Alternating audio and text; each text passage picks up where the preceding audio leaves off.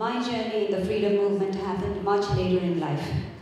At age 28, my statist mindset, a reflection of what is being taught in Indian schools and colleges across the country, was perhaps challenged for the first time.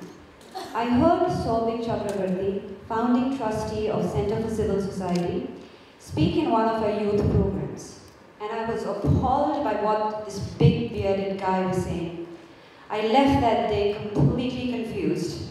There were so many questions buzzing on my mind. How can it be okay to hunt and kill elephants? How can greed be good? How can businesses be better than governments? And for God's sake, how can child labor be okay with these people? I was just not ready to let go. And then I picked a very small publication called Free Your Mind, and I read it over and over and over again. I only met him once after that day, but I never really got to say thank you for being that first person to really free my mind. Ladies and gentlemen, I am honored tonight to share with you the story of Sauvik Chakraverti, one of the most unabashed champions of individual freedom and free markets, and the fiercest critic of state intervention who passed away on 23rd of October 2014 in Goa, the place he used to describe as the land of freedom and happiness. I would like to read out an excerpt from a blog my colleague Kumar Anand wrote during his memorial that captures beautifully who Sauvik really was. Sauvik would never say something that he didn't believe in, and for the things he believed in, he would make his voice heard loud and clear. He never courted anyone to secure a favor, probably one of the reasons that professionally he could not rise to the top. But then, Sauvik never really cared about that anyway.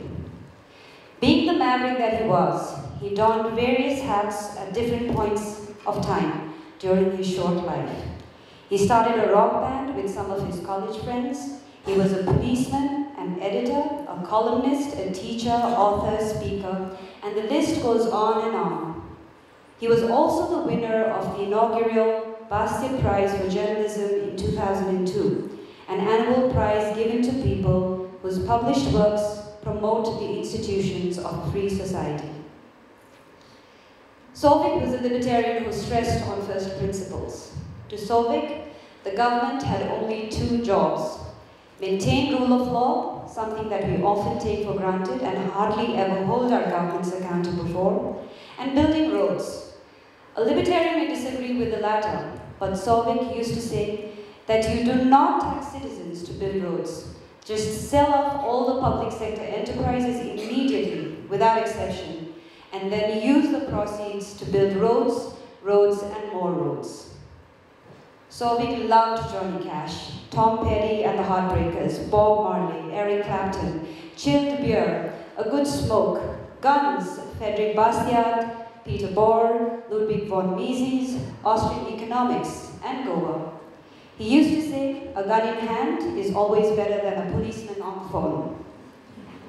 Kumar is one of the thousands of young minds Sauvik has influenced.